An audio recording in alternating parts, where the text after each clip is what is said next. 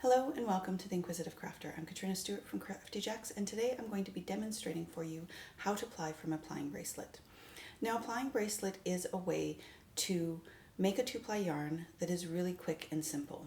It's a great tool for sampling as well as testing out a new way of doing a type of yarn. So it's one thing that I use a lot when I'm teaching in-person classes and I'm demonstrating for students what it looks like to create, for instance, a high twist singles with a high twist ply and what that's going to look like. And so it's an easy way to create small amounts of yarn without having to futz with taking bobbins off and putting them on your Kate and trying to ply from two separate bobbins, all of that sort of stuff. It's just a really simple tool to use. Now, if you like the color effect of a plying bracelet, you can get the same effect by creating a center pull ball and plying from both ends of the ball, and you'll get that same effect from that. If you want to use this for an entire skein of yarn, you absolutely can. I have done it before, but I will caution you. Once you create a plying bracelet, because it is wrapped around your hand and then resting on your wrist, you are tied to your wheel until you are finished plying. It also can tend to cut off circulation to your finger as you wrap if you're not really careful about how you wrap. And I find even if being careful, the more yarn that you're wrapping around your hand, the more likely you are to cut off circulation to your finger, which can be very painful.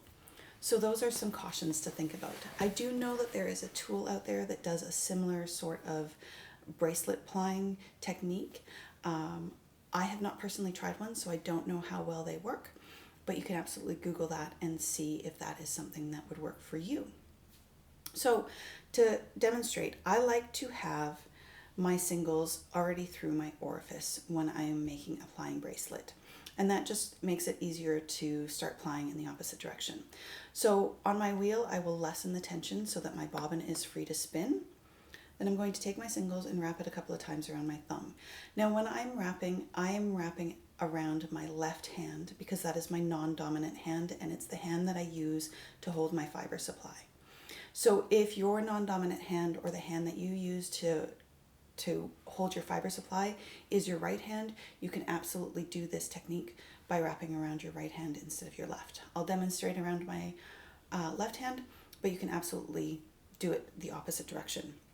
So once it's wrapped around your thumb a couple of times, you're going to take your singles and you're going to come between your ring finger and your middle finger.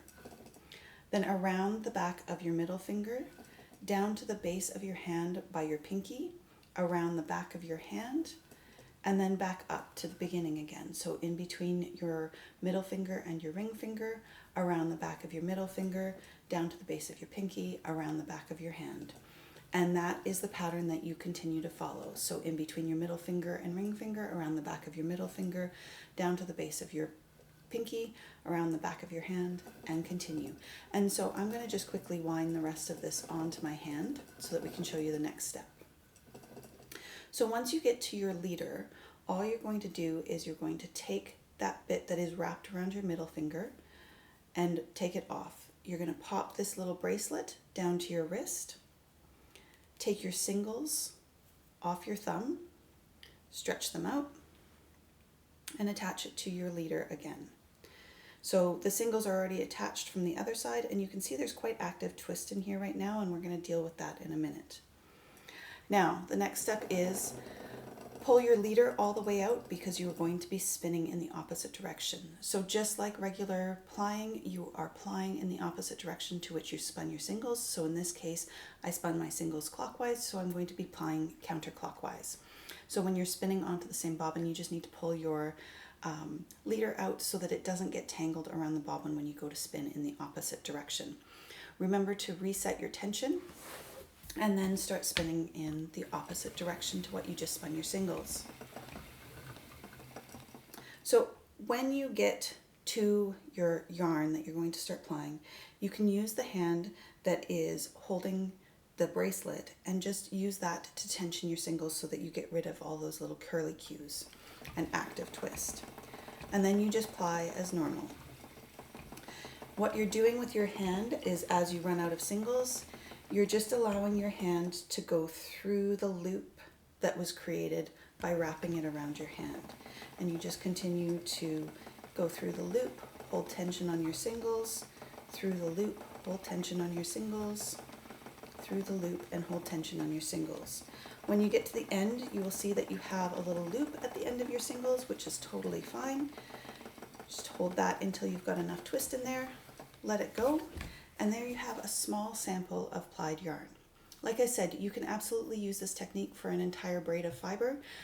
Just be prepared to sit there for a while you ply it, because like I said, once you have it around your wrist, it's really hard to transfer it to something else and not cause a tangle or something like that in your yarn. So that is very quickly how to ply from a plying bracelet. I hope you have enjoyed this video. If you would like us to answer a question in a future video for you, please send your questions to ask@craftyjacks.ca and I will do my very best to do that for you. I hope you have a wonderful day and we'll see you next time. Bye for now.